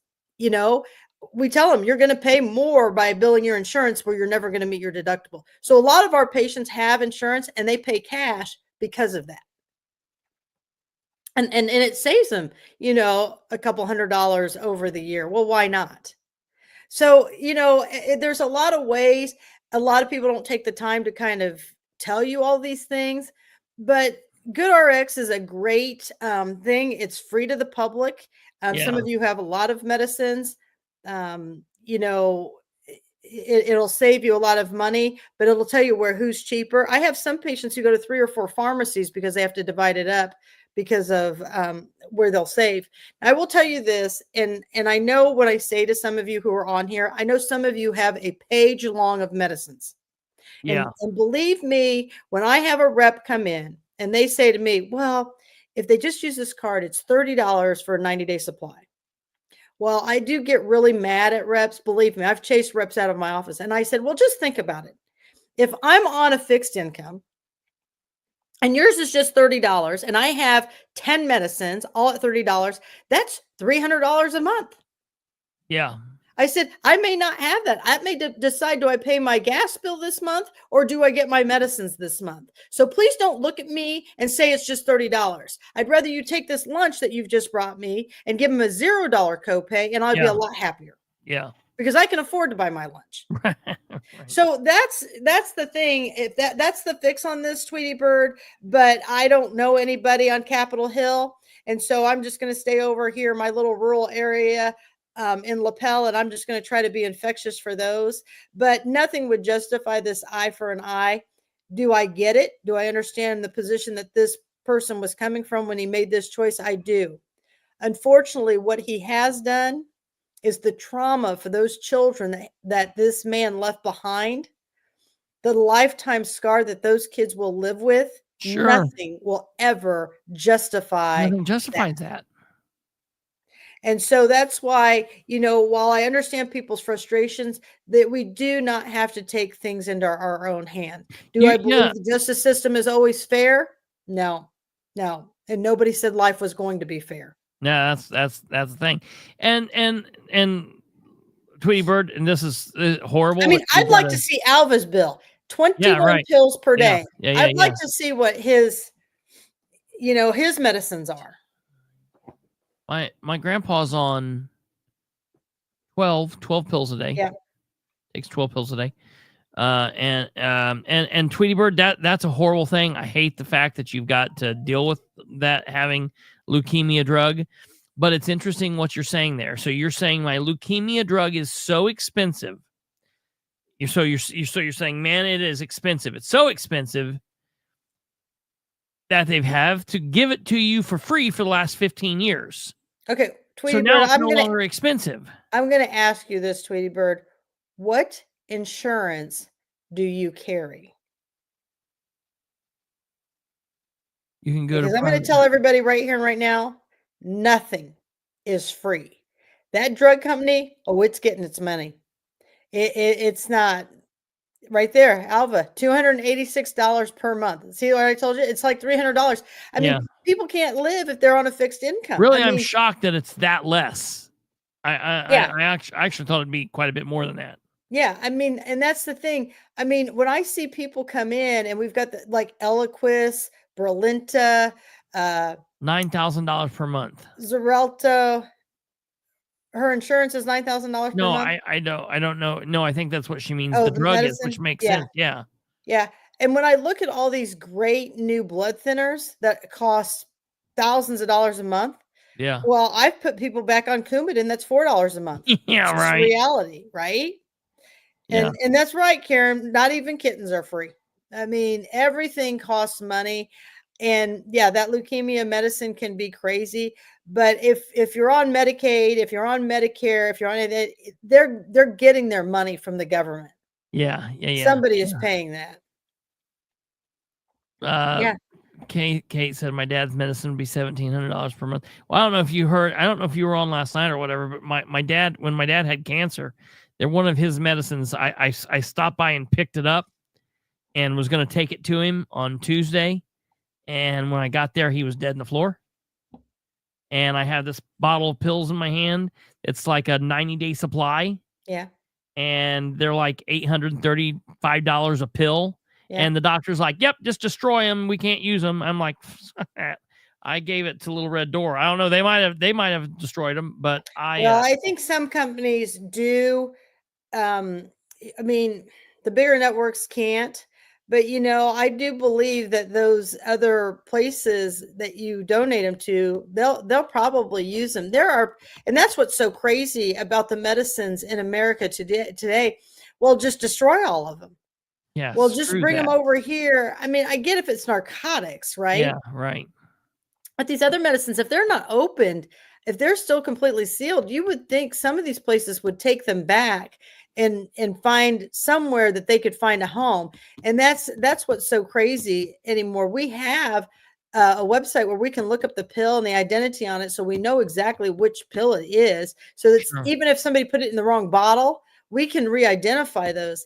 And I get we have to have controls and everything, but there's got to be a way that these medicines can be used for the indigent or people who just can't afford medicines. But right now, it feels like it's every man for themselves with this insurance. Who can make the most money off of the people instead of what can we do to help the people? I mean, not that this is the subject tonight, but I'm so sick of watching this ARPA money. Here we are in the 25th hour. And now all of a sudden we're going to move money here and we're going to move money there because we wanted to keep that money for as long as we can so we could make insurance or interest money off of that. Yeah. Well, look at how many people have lost their homes, how many people are suffering, and you find this was a good idea? I mean, that alone just disgusts me. Yeah. Yeah. Everything is about the mighty dollar. And that's the thing, Tweety Bird. I know that we're on opposite sides of this, but I think a lot of this we agree on. I just think it's Catherine's answer is the answer I'll say to everything. And people laugh and say, well, that don't matter anything. Nobody cares about talking. They've heard it all. Yes, but they haven't heard it loud enough. You know what's louder than that silenced bullet is a voice of 1,000 people. We're just not doing it with a big enough. Everyone's talking about this revolution. We can have a revolution. All we need is bodies. We don't need people have to show up. Yeah. Tomorrow will be a big thing on Lapel, and it's about the water. What's that? It's the water. we've had letters go out. We had 400 letters. And this is a classic example. We had 400 letters go out in Lapel, right? Okay. Only like 20 people have called to say, hey, we need this water, our water looked at because we got this letter. Well, this is how stupid it is. So they send out these 400 letters. They had a meeting 2 weeks ago. Well, they're not going to give you the number you need to call. You have to come up to town hall and get that number during the day. So you go up to the town hall to get it. Well, here's the number. Well, now you got to call them. I'm like, this has got to be the dumbest thing ever. Why didn't you put it in your letter? If you've received this letter, call this number, and that's who you need to call to get on the list to get your lines looked at. Oh, no. So then we've been making posts. I did the 1 week mark of the water filter. I did the video. Did you see the video? Yes, yes. So if anybody goes on to Lapel Chatter, you should go look at the two geniuses on there who tried to derail the post, saying that, again, Katherine's just scaring everybody on the water. Bree's just scaring everybody on the water. I mean, I don't know where you think this is scaring anybody. Here's pictures of it. Here's documentation of it. Oh, no, they want to know who the person is that gave this video, and they want to know. I mean, if you read those comments on there, I'm telling you, I just wanted to, and I'm like, you guys don't want to know if you can go help somebody. What you want to do is just put this on here because you want to, you want to know who you can bully and blast. Exactly. That's what they want to do. Yeah. And there's reason why people come to me, right? Well, it gets off on the chain. I had to put my phone down last night because at one point I put you two geniuses and I'm like, okay, I really probably should be a little more calm about this. And so, but here's the thing, since I am verbally saying something, what I'd like to say to these people who are writing all this information, I don't know how many people actually watch this show that are from Lapel. But here's the thing. If you believe there is no problem with the water in Lapel, go get a glass jar with a lid and fill it up.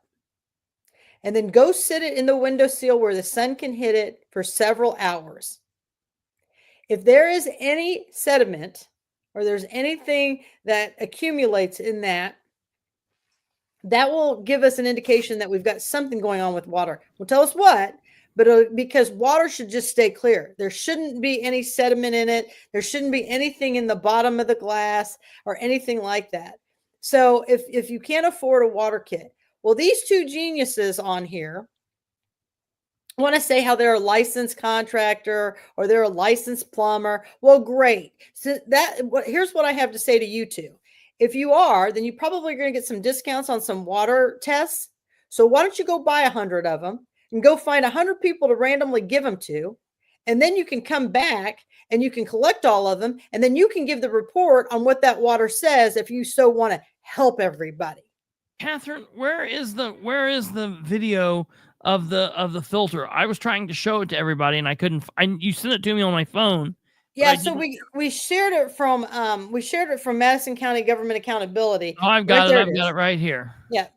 But just reading those comments, it was atrocious. Here it is. This is the water from 1 week. 1 week. They put a new filter in on Saturday, and I had the pool boy put gloves on because we didn't want any of this bullying to go on, and the post went off the rails. Yeah. Okay. So there's no sound with this at all. Well, it's like a humming, but yeah. Yeah. Well, of course, we've got the spinning. Oh, here we go.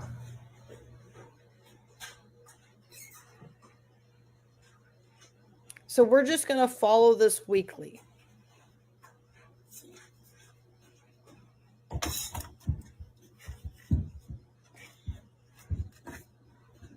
I had somebody come in the office today. They took a hose and put a sock over the end of the hose. And it looked like this just within a couple hours. Jesus. Now, this person taking the time to even document this for us, that's what needs to be applauded. Oh, no. Yes. There's two on this post that just go off the rails. Oh, let's go shoot somebody. Yeah, I mean, it's ridiculous. I'll have to go back and see the comments. I hadn't seen that. Yeah, so if you're not part of Lapel Chatter, you should just read these comments because it was. I can't wait. Watch this. This is 1 week, folks.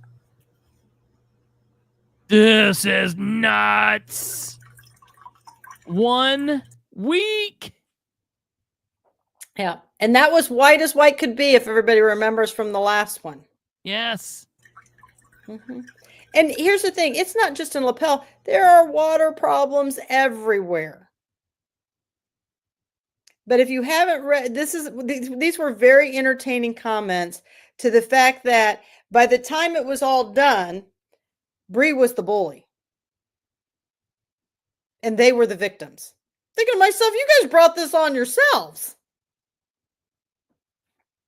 And so I was just so busy, I could only get to bits and pieces of it. I need to post some more stuff. But, those are the kind of things that, we've got problems everywhere.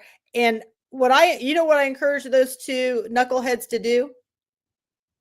I'm eager to see them show up to tomorrow night's meeting. Give me like the first name of one of them. It's Justin Mays and Joshua Clemens. Oh, okay. I had no problem giving you the whole name. I was trying to see. I don't see him anywhere. They must have. Well, they could have very well deleted and had some writer's remorse because Justin did that all the time to me during the LKQ project. He and I have battled before. Figure. And it's on the what's the names again? Justin Mays and Joshua Clemens, I think, are their names. Joshua Clement. Yeah, well, that's his name. See, I don't. Okay. I mean, I don't even know who the guy is. I mean, he just gets on there, and I mean, to me, he's probably a paddock lover, and I could care less what the thought process of all that is, and so have at it. But well, I don't understand what they're wanting. So Justin says, "Is there some way I could get in contact with this person? If someone knows them and could pass my info, I would like to help them. They might have a big problem, and it's something I could identify pretty quickly." I don't why don't you just offer it right there on social media? Because he wants to. I'm not going to let. I already know how he behaves. There's no way. What is he wanting? I know exactly what he wants. To make money off of it? Well, that's one thing. But how can he make money? I mean, this is not a problem just at their house. This is a problem everywhere in Lapel. If you read these comments, they're saying it's his house. So it's every house in Lapel? That's what I said. That's exactly what I said. The comments are off the chain. I mean, it's just, I'm thinking to myself, if you two have girlfriends or wives, they definitely need to take your phone because you're away from you. You're embarrassing. Oh, God. And if you are a general contractor after these comments, I would never have you contract anything on my house. And so when will this be discussed? It's tomorrow night. We should have it going on live. At what time? I want to say it's at 6:00. Are you going? I will not. My phone will be going, and it'll be on my live. Listen, I really don't try to shit in my own kitchen. Okay, I get it. Because if I go up there, I'm probably going to go off. I mean, because I am so vocal. What time is this meeting? 6:00. But if you read these comments, they're gonna. There'll be a lot of people. Now I'll be commenting on the video. Yeah. I mean, and I'll be making the comments. I don't know. It'll depend on how I feel. Sometimes I run over with patients because at 6:00 is really hard for me. Yeah. And so sometimes I'm still seeing patients at that time.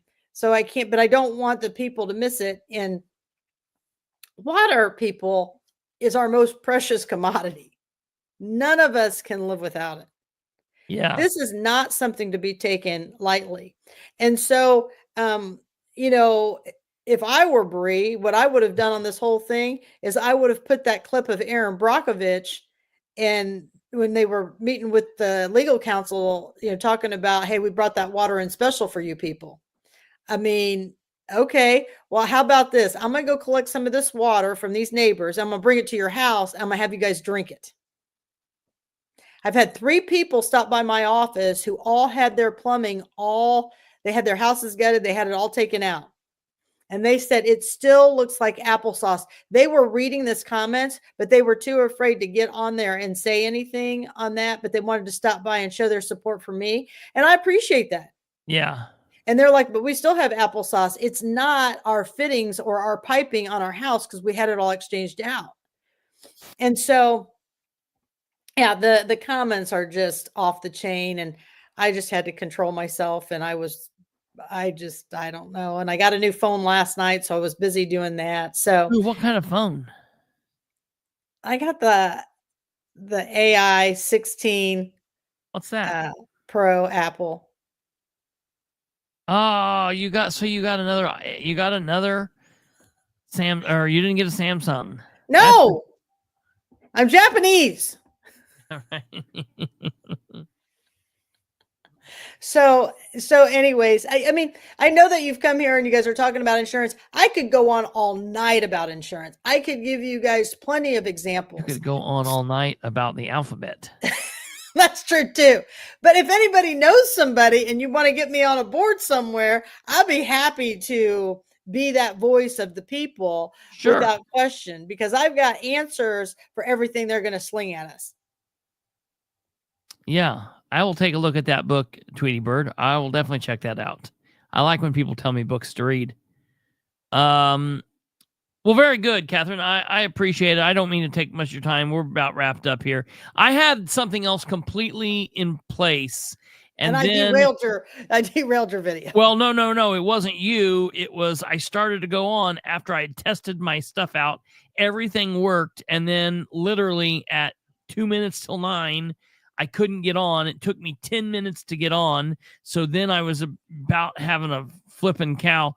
I just now have calmed down. I was in a really bad mood. I should have just canceled the show, but it is what it is. So they're not always going to be the best. Jump on there. But, Karen O says, what's the iron content? Well, we just got a letter that the lead's too high. Okay. And what is amazing, Karen O, let me just tell you that nobody can find any of the water reports from like 23, 22, 21, and 20. It's just craziness. So we've been trying to search that. We've gone to the state site. We're trying to put things up. It's just craziness on why we do not live in a transparent world. But you know what's even crazier?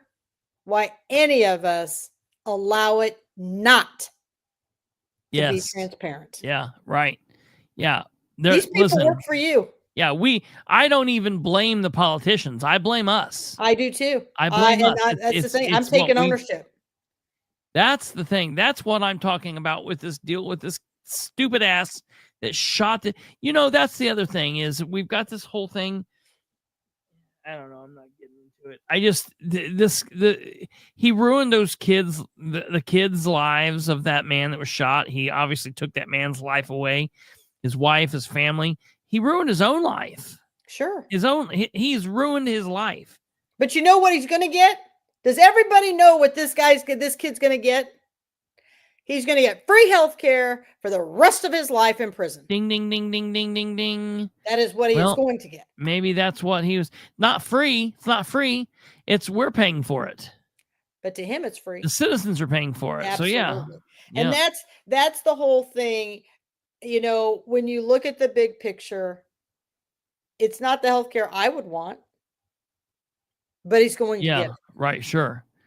And then he's going to appeal every time he can to try to get out of prison. Yeah. And the taxpayers are going to have to pay, all the people to keep him in prison. So it's just it's a circus show. There needs to be accountability that says, okay, and here's the thing. Do we know that it's truly him? Yeah. I mean, who the hell even knows what's going on with that? That's the weird shit. Yeah. I mean, we don't really know for sure yet. So we'll just have to wait and see if it truly is him. But I'm going to tell you something. I think things are going to get a lot worse. Do you? I still think that I think that a lot of things are changing for a better, or you mean, what are you meaning? Yeah, no, I think they're changing for better, but I think we're going to see much more of this kind of behavior, this let me take things into my own hands, let's do an eye for an eye.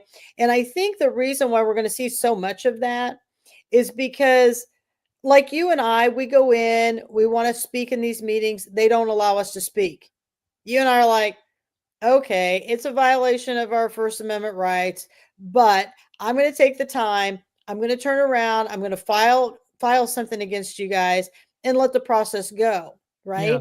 So just like the Russ Willis thing, we're going through the process. Right. We're holding him accountable.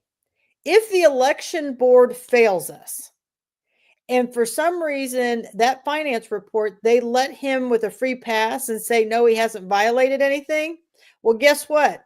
I'm never turning in another finance report ever again. And I'm going to tell everybody not to turn in a finance report. And if you do, just put some random numbers down, because there's nothing they can do. Because if you're not going to do it to him, then you can't do it to us. If that's what you want, then let's get it on. Yeah. Right. So, and on that same note, it better make enough people mad enough that in 26, you better see somebody running for clerk that can beat out the swamp, and you Absolutely. get that change in there. Yeah. That's what it's going to come down to. Killing somebody. Yeah. That's not going to solve the problem. Yeah. Right. It doesn't. Yeah. That I mean, nothing. It's not like this guy was a child molester. Right. And still, we can't do an eye for an eye, but you know, we have to figure out how to handle this stuff. So, you know, just like Alva said, Trump's going to fix free speech. I've been battling people. I posted, Alva gets me into trouble. He sends me a video. I repost the video, and then I get yelled at by all these people that are like, oh, so you think Trump's like this great person and he's going to, did I say that? I posted a video, you idiot. You're losing the message that's in the video because you don't like the deliverer. The intelligence war, man. It's not, it's about common sense and personal responsibility and understanding. All these people are still going out talking about how horrible it's all going to be. They're taking away all these rights and all this stuff. Let's get there. Yeah, when that starts happening, we're going to be better when we get to the other side. But I think we're going to have a lot of hurdles. Yeah. Until we get there. And those hurdles, I don't know what's going to happen with those hurdles. I don't know. I mean, I certainly could have never imagined somebody would go and shoot a CEO. You know what I'm saying? I would have never seen that on my radar. But I can imagine it, but I didn't. I mean, it's stupid. It shouldn't happen. Yeah. And I mean, I'm not surprised. Yeah, right. People are frustrated. People feel like they have nowhere to turn. You know, they feel like, like George Carlin said, it's one big club of elected officials. It's one big club of an insurance company, and they're all doing the same thing. And it's all about screwing the little man. Well, this is what you get when you guys keep taking advantage of people, and you keep stomping on these people, and you keep trying to just drive them into the ground. Eventually, it's like a cat that you've backed into the corner. Sure. And that cat is going to at some point explode on you. Yeah. And, you know, I would never encourage anybody to do that. I could, you know, but it can happen. You have to be aware that is a possibility that can happen. Yeah. Yes. I mean, just like with Trump and what happened at the White House and all these people, you know, showing up, and I don't know if we'll ever know. I mean, people have their thoughts of who caused that and did this person cause it. But there's so many wheels spinning at the same time. You know, it's hard to say if it's just directed to one person. But at some point, we all have to back up. Like Tweety, what is the solution? Yeah. So you either are going to be part of the problem or you're going to be part of the solution. Yeah. And while sometimes when we have uncomfortable conversations or we have truthful conversations, people feel that you're part of the problem. But we can't get to the other side until we have those uncomfortable conversations. Yeah. We have to talk about the elephant in the room. Right. Because there's no other way to get there. So that doesn't mean that that's the troublemaker. That's the problem. That just means somebody wants change, and how are we going to effectively get there? Right? Yeah, right. So what I would always tell my students when I, at graduation, if I was graduating them or if we were in the classroom, growth is intentional. Okay. Change is inevitable. Change is coming. Yes. Right.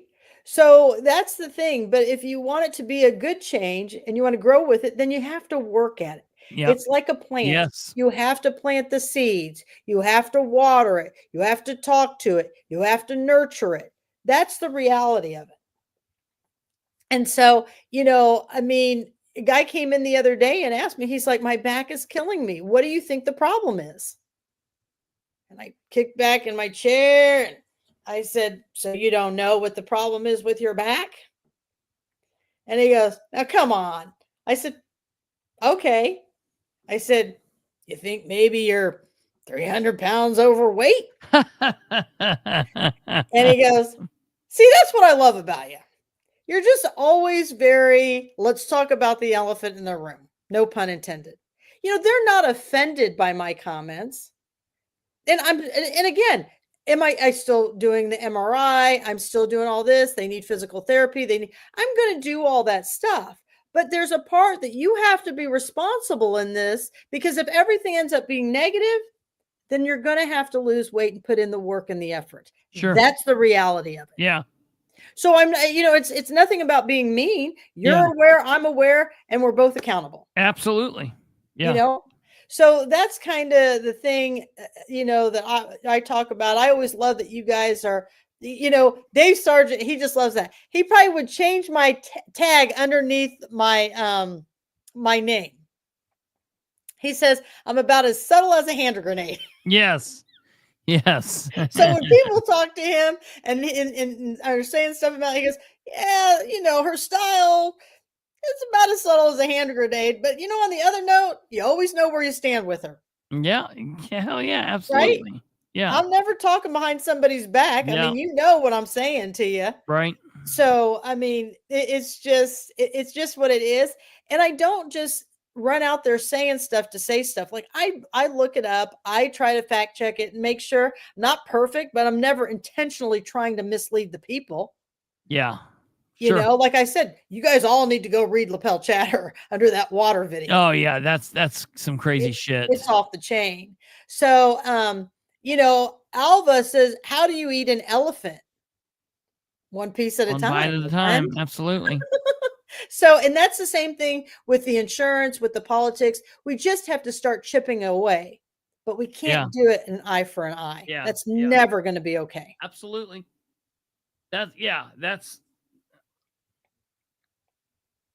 So, but I didn't mean to derail you guys tonight or take advantage of you guys tonight, but I was listening to all your information and it was just really interesting. Absolutely. No, yeah, that's exactly.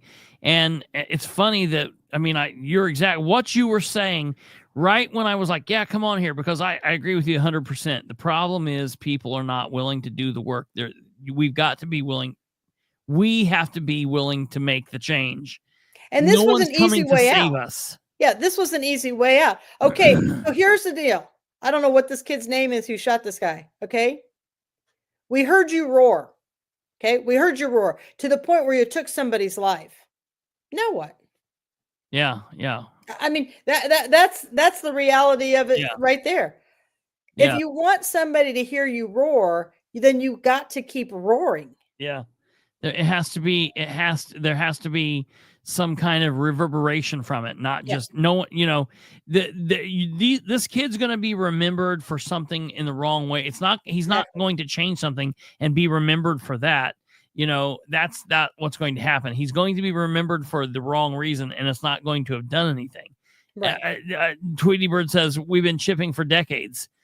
It takes time. It's not something that just happens overnight. It's not going to happen overnight. And I will say that while there have been people saying stuff, I feel like a whole lot of people are bitching, and I feel like social media has almost made it worse because here's the thing. we get to see all of these comments from all of these people, and you can get in groups where you see from people from the other perspective. You can get in. I know people that do things that get in their own perspective, and it's their own echo chamber, and they don't hear anything else outside of that, and they think that all of these people are bitching. Posting a post on Twitter, posting a post on on Facebook is not being part of the solution. That's not doing anything. That is a way that can help stuff, and notifying and keeping people engaged is a way that you can get information out there, but it's going to take more than sitting on your couch and sitting on your toilet and posting a post on Facebook or Twitter or True Social or Instagram or TikTok.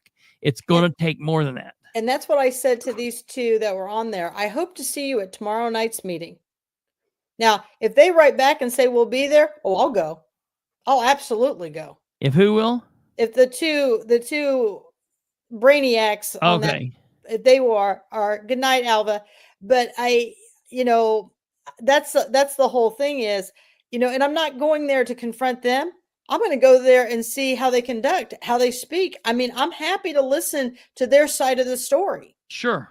But you can't tell me that it's just with that house. We have an entire town of people filling their bathtubs and toilets showing us this. Yeah, right. This is more than just one house or one block problem. Absolutely. Yeah. And so that's the big problem with all of that. And so, this is all a learning process.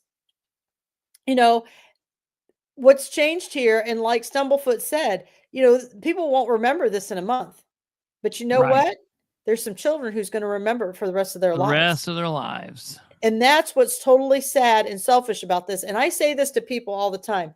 The most selfish act anyone can do is commit suicide. Yep. Because it is the loved ones who have to stay behind, who will question themselves every day of what they missed. Why did they do something different? They're the ones who will suffer while you go on to whatever part you believe in happens. Whatever happens with death and whatever you believe, fine. I'm fine with that. But it is those people who will have to live for the rest of their lives, and it will affect them deeply. No matter if they're a 70-year-old or a 60-year-old or a 40-year-old, when their loved one takes their lives, it will affect all of them forever. I heard someone, you oftentimes hear people say, well, they're in so much pain and they're releasing that pain. And I heard someone say once, they're not releasing the pain. They're just passing it on. Yeah. They're self-inflicting that pain. And they're not only self-inflicting, they are forcing that pain on somebody. On other people. Yeah. They are forcing it on them. And of course, so, that's, and that's the thing. Overdoses, again, thinking about that high rather than thinking about the people around you. Absolutely. And again, I know it's a mental illness. And so my question becomes, all that ARPA money that's been sitting out there, why wasn't it invested in the people? Well, what are we doing? We've got a need. And here's the thing. People heard me talk about this in 21. They heard me talk about it in 22. They heard me say how bad it was going to get. And all I got was gavelled at the podium. Yeah. It's here and it's here to stay.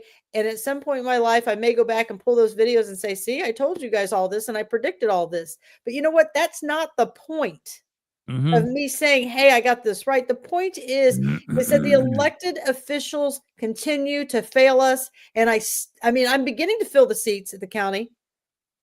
I will say I've been very impressed over the last couple of months. Somebody sent me a message. It's Tuesday this morning. And they said, now, is there a council meeting tonight? I said, it's December. They do the buy 11, get one free. Yeah, right. Over here in Madison County. Yeah. That sucks. So, but anyways, I'll let you guys go on with your video. Right. I appreciate you guys. I hope I answered some questions for you guys. And I appreciate you letting me jump on here. I'll be headed to bed now. All right. See ya, Catherine. Thank you very much. All right. Bye-bye. All right, ladies and gentlemen, that was Catherine. This was went completely different than what I had planned. I hate that, but it was a good show nonetheless. And I got to work on getting calmed down when things not going my way. It pissed me off because 2 nights in a row, and I even tested the son of a bitch out before we did it. But it is what it is. All right, folks. Thank you all for tuning in. Share the show, spread the word, like, subscribe, do the things. That'll be fantastic. We will see you back here tomorrow night at 9 p.m. Me, Kate, whoever else, Tweety Bird coming on just to disagree with us. And we will be back here all for your enjoyment or hatred tomorrow. See you at 9 p.m. Take care. God bless. Good night.